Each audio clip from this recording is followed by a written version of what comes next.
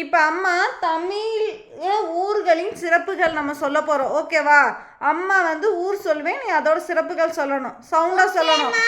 Panruti, Salem, Madurai, Palani, Thoothukudi, Kovilpatti, Tirunelveli, Srivilliputhur, Thanjavur, Kanchipuram, Arani, Dindigul, Sivakasi, Tiruppur, Kumbakonam, Uthukuli, Pollachi, Sirumalai, Manapparai, Alanganallur, Theni, Kangeyam, Ambur, Tiruvannamalai, தாரைக்குடி,